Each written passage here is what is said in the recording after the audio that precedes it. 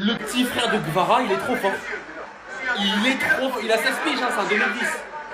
Je vous présente Tornik Kvaratskhelia, le petit frère de Gvisha Kvaratskhelia, 16 piges, né en 2010. Il joue au même poste que son frère ailier gauche, il a 16 piges, il joue au Dynamo Tbilissi.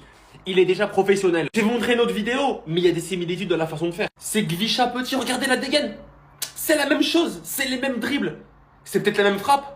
C'est la même frappe. Il doit venir à Paris. Il a déjà porté le maillot du PSG, puisque l'année dernière, quand on a remporté la Ligue des Champions, Gvara a ramené son frère. Enfin, je vais pas dire Gvara, je vais dire Tornik. Je vais dire Gvisha a ramené Tornik directement sur le terrain. Donc, il a déjà porté le maillot du PSG. Ça veut dire, il connaît déjà la texture du maillot. Gvisha, amène ton frère.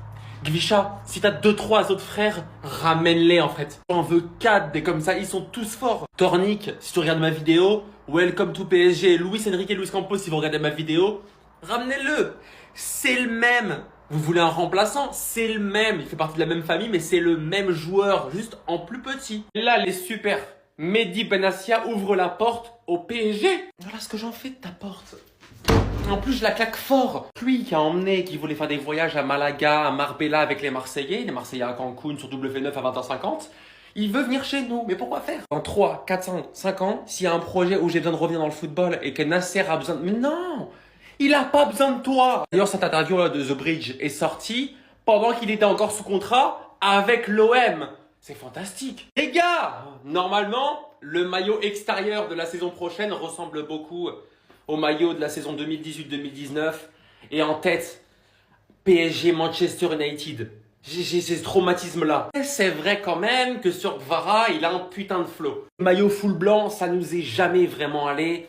En Champions League, j'ai des mauvais souvenirs avec ce maillot. Saison 2016-2017, vous savez très bien de quel match je parle. D'ailleurs, il commence à faire beau à Paname la semaine prochaine. Il a déclaré, Luis Enrique, demain c'est le soleil à Paris. Et ça sera le soleil à Budapest. Arsenal, préparez-vous, fêtez bien le titre. Parce que c'est le dernier de votre saison. Une séance d'entraînement aujourd'hui. Pacho disponible, Nuno disponible, Chevalier qui est revenu, je savais même pas qu'il était blessé. Dembélé, Hakimi, Jantou, pas présent à l'entraînement. Arsenal aura le ballon lors de la finale de Ligue des Champions, les gars. Ils auront la possession. Parce que je connais le vice de mon coach, les gars. Luis Enrique qui nous dit que sans ballon, Arsenal est la meilleure équipe du monde. Qu'est-ce que tu sous-entends, Lucho? Moi, personnellement, je le sais. Parce que je me rappelle aussi d'une déclaration juste après le 5-4 face au Bayern, où il avait dit en conférence de presse d'après-match, il faudra qu'on marque minimum 3 buts pour se qualifier au match retour. Donc en gros, le match retour, il sera aussi animé que le match aller. Et la suite, on la connaît les gars, on marque 3e minute de jeu, derrière on a verrouillé, on jouait en contre-attaque et en transition rapide. Le match il s'est terminé en partout, on a failli faire un clean sheet. Et donc je me dis que face à cette équipe d'Arsenal qui est notamment connue pour sa défense, donc son jeu sans ballon, et comme il l'a dit défensivement, c'est la meilleure équipe du monde, moi je pense que le PSG ne va pas donner la possession à Arsenal, c'est pas possible, mais je pense qu'Arsenal aura plus le ballon que ce que beaucoup de gens attendent. Parce qu'avec ballon, ils sont pas ridicules, c'est une équipe qui sait faire du beau jeu, ils l'ont prouvé les années précédentes, et même cette saison, quand ils ont décidé de mettre l'accélérateur, d'attaquer, ils ont fait des bonnes choses. Mais c'est pas l'armada offensive du Bayern, du PSG ou du Barça par exemple. Il n'y a pas assez de talent offensivement pour faire aussi mal qu'un Bayern, etc. Donc je me dis que si le PSG décide de forcer Arsenal un petit peu par séquence à faire le jeu, ça peut être une solution et ça peut jouer un petit peu sur les failles d'Arsenal. On ne sait jamais. Et avec Lucho, le vicieux, tout peut se passer. Concernant Luis Enrique, et oui, je retourne une vidéo en étant assis, j'ai 2 bonnes nouvelles et une mauvaise nouvelle. La première bonne nouvelle, hier, je vous faisais une vidéo où je vous expliquais que Luis Enrique avait recalé tous ses prétendants pour rester au PSG le plus longtemps possible. Et bien désormais, on sait pourquoi. La deuxième bonne nouvelle, c'est que je reviens en live sur Twitch aujourd'hui. On va reprendre Pokémon. Ça y est, j'ai enfin fait mon deuil sur la mort de tous mes Pokémon chouchous du dernier live. On va également regarder le The Bridge avec Paul Pogba et Mehdi Benassia. Et je sais évidemment, je vous connais, qu'on va énormément discuter de finalement la mauvaise nouvelle. C'est qu'en réalité, Luis Enrique ne veut pas devenir un vieil entraîneur aigri, un peu comme Carlo Ancelotti là. Je sais pas si vous avez vu ses dernières déclarations entre le Paris Saint-Germain et Arsenal. Je crois qu'il est toujours aigri envers le Paris Saint-Germain. Et donc, on voit que sa réponse, elle est totalement orientée. Ah bah, Luis Enrique a pas envie de devenir ce genre d'entraîneur, ce genre de personnage. Raison pour laquelle il a expliqué en interview qu'il comptait prendre sa retraite à peu près 60, 61 ans. Si vous faites le calcul, la semaine dernière, il a fêté ses 56 ans. Il lui reste donc à peu près 4 ans, 5 ans, grand max, dans le monde du football. 60 ans pour lui, ça veut dire 2030. 61 ans, ça veut dire 2031. Il veut prolonger au Paris Saint-Germain jusqu'en 2030. Si on fait le calcul, cela veut donc dire qu'il souhaitera prendre sa retraite au Paris Saint-Germain, mais donc il envisage déjà de ne pas continuer au Paris Saint-Germain après 2031. Alors évidemment, d'ici là, tout peut se passer. Encore une fois, ce n'est qu'une impression qu'il a aujourd'hui. Peut-être qu'à 61 ans, il se sentira toujours aussi vigoureux qu'il ne l'est aujourd'hui à 56. D'autant plus que si le Paris Saint-Germain continue à gagner, ça continuera de lui donner de l'énergie. S'il continue de renouveler un peu l'effectif comme il le fait chaque saison, bah ça continuera à le maintenir jeune. Maintenant, évidemment, s'il y a des scénarios catastrophes au PSG entre-temps, bah ça pourra même précipiter sa décision. En tout cas, que ce soit Luis Enrique ou Luis Campos, ils sont très actifs en ce moment, que ce soit sur les médias du PSG ou même sur leurs réseaux sociaux perso. En témoigne Luis Campos qui a répondu à des tweetos en expliquant par exemple que sur le dossier Julián Alvarez comme d'autres joueurs, les joueurs qui signeront au Paris Saint-Germain auront avant tout la volonté de vouloir écrire l'histoire du PSG et ne vont plus signer pour avoir de l'argent. En ce moment, les deux Luis sont en forme. Profitons-en les gars, parce qu'on sait pas du tout quand est-ce que ça va s'arrêter. Mais ce qui est sûr, c'est que grâce à eux deux, le Paris Saint-Germain a complètement comblé le retard qu'il avait sur les autres clubs européens en très peu de temps, et pour ça, on ne peut que leur dire merci. Je suis épuisée, regardez à quoi ressemble ma pellicule. J'ai passé 24 heures sur la file d'attente, évidemment j'ai dormi entre temps, mais tout ça pour ne jamais avoir de place. Je n'ai toujours pas de place. Je tiens à préciser que je suis membre MyParis, donc j'ai un abonnement. En fait, je comprends pas. Il y a un mec qui a mis ce tweet et vraiment, il a tellement raison. Faut qu'on fasse une pétition, les gars. Je sais pas ce qu'il faut qu'on fasse, mais c'est une catastrophe. Accès restreint pour rien. Même après un simple refresh. Ça m'est arrivé mais 50 000 fois ce matin. J'allais péter un plomb. Des files d'attente qui n'avancent pas, le site qui t'envoie encore en file d'attente, boucle infinie, erreur, etc. Et je réitère mon histoire. Hier à 10h du matin, je suis 45 millième. Je clique sur le lien quand je le reçois à 17h MyParis. Je me retrouve 101 millième. Ça c'est mon péril d'hier. Ça c'était hier soir avant de dormir. Et ça c'était ce matin quand je me suis réveillée, genre quelques heures après que je me sois réveillée. Et je me mangeais que des accès restreints. Il y a un moment donné où j'ai réussi à accéder au site. Genre j'avais abandonné, j'étais revenue sur le site avec un autre lien. Et là il y avait que 2000 personnes, c'est passé super vite. J'accède à la vente, je me dis oh mon dieu, enfin. Donc je refresh pour essayer de voir quand les places elles arrivent. Et je me mange que des accès restreints, voilà. Enfin bref, c'est n'importe quoi et ça me dépite quand je vois qu'il y a plein... Apparemment il y avait des bots. Et what the fuck.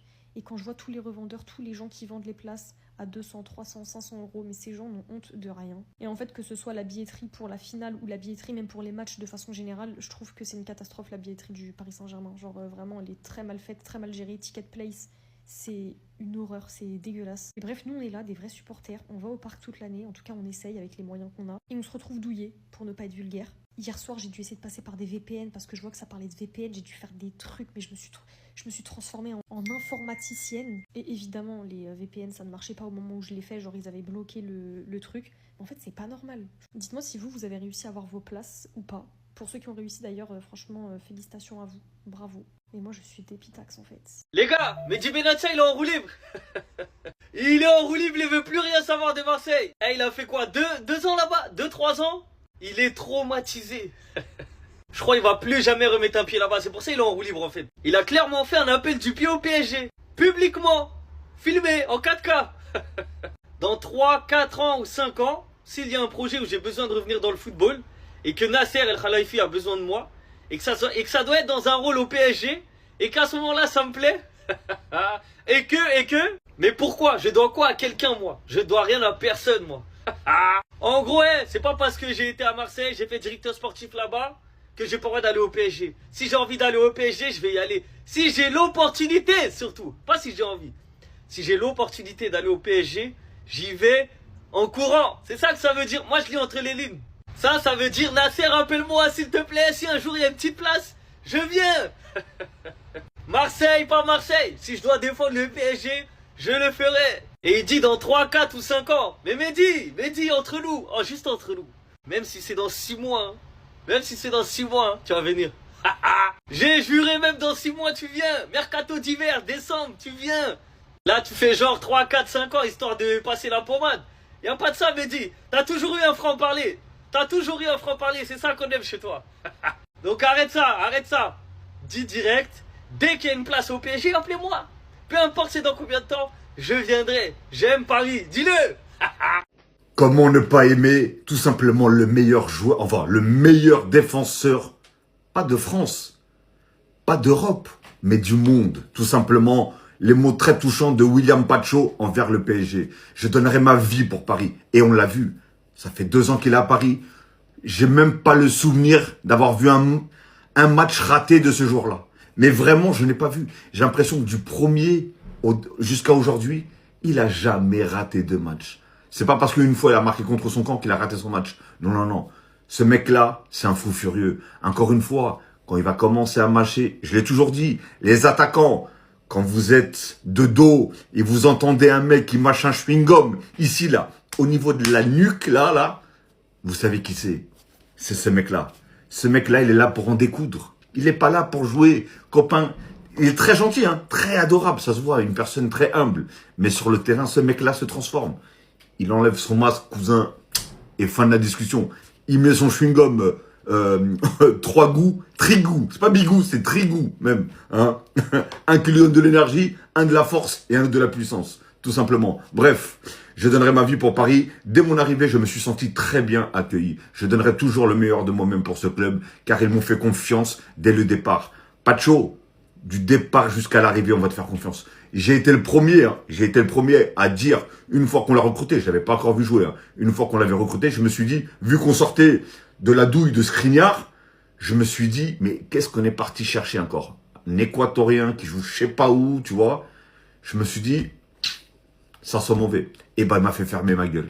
Dès le premier match, il m'a fait fermer ma gueule, mon gars. Tout simplement. Donc, Pacho, j'ai qu'une chose à dire. Je t'aime, mon frérot. Et tu seras toujours... Et tu es une légende déjà du PSG. J'en ai rien à foutre. Je veux rien savoir. Celui, s'il faut, octogone. Je plaisante. Mais oui, je l'aime trop ce joueur-là. Je l'aime trop. Aujourd'hui, il fait partie de mes chouchous. Aujourd'hui, il fait partie de mes préférés du côté du PSG. Même si, encore une fois, je le répète, j'aime tout l'ensemble. Le PSG, c'est pas un seul joueur, c'est tout simplement un collectif.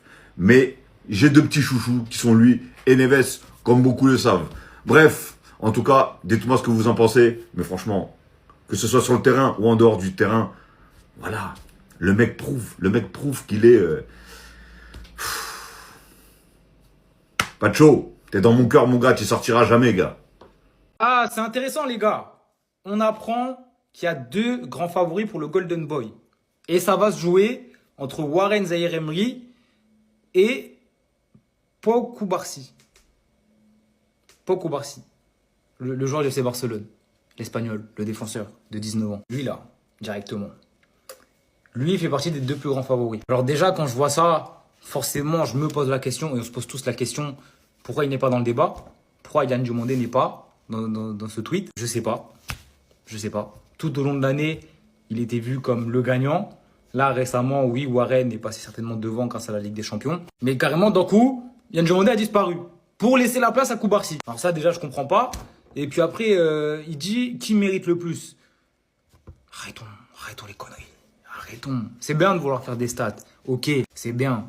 Mais arrêtez vos conneries. On l'a dit, tout le monde le dit. Le Golden Boy, il va rester à Paname.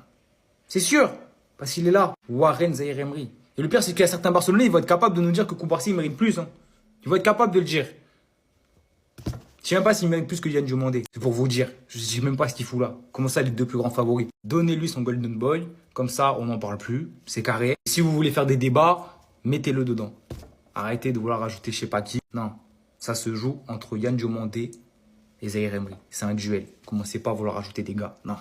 Pau Cubarsí, qui t'a invité? Les 2 grands favoris pour le Golden Boy, Pau Cubarsí ou Warren Zaïre-Emery, qui mérite le plus? Je vais vous poser une question. Harry Kane ou Leonardo Balerdi, qui mérite le plus de remporter le Ballon d'Or? C'est la même là. C'est exactement la même chose. S'il y a bien quelqu'un qui doit être en concurrence avec Warren Zaïre-Emery pour le Golden Boy, c'est Yann Diomandé et personne d'autre. D'ailleurs, c'est les 2 favoris au Golden Boy. J'arrive même pas à comprendre ce que fait Cubarsí dans ce débat-là. C'est juste parce qu'il joue au Barça. Hein. Il a la carte FC Barcelone. Sinon, il a rien à faire dans ce débat. Maintenant, on va pas se mentir, le grand favori et celui qui le mérite à l'heure actuelle, c'est Warren Zaïre-Emery. Et je pense qu'on sera tous d'accord. Warren, cette saison, c'est exceptionnel. Que ce soit au poste de latéral droit pendant la blessure d'Hakimi. Et sur cette deuxième partie de saison avec le retour d'Hakimi, il est revenu au milieu de terrain. Il a profité de la blessure de Fabian Ruiz. Il a fait une phase finale de Ligue des Champions exceptionnelle. Que ce soit la double confrontation contre Chelsea où il a été très bon. Contre Liverpool au match aller, il a été incroyable. Contre le Bayern, il fait une double confrontation de patron. La première au milieu, la deuxième au poste de latéral droit où il a pocket Luis Diaz. Et j'espère qu'il aura un rôle à jouer à la Coupe du Monde. Pour moi, il mériterait d'être titulaire, que ce soit au milieu ou au poste de latéral droit. J'espère que Deschamps le fera beaucoup jouer. Mais en tout cas, pour moi, il n'y a pas de débat. Le favori au Golden Boy, c'est Warren. Et à la limite, si quelqu'un doit le concurrencer, c'est pas Koubarsi, mais Yann Diomandé.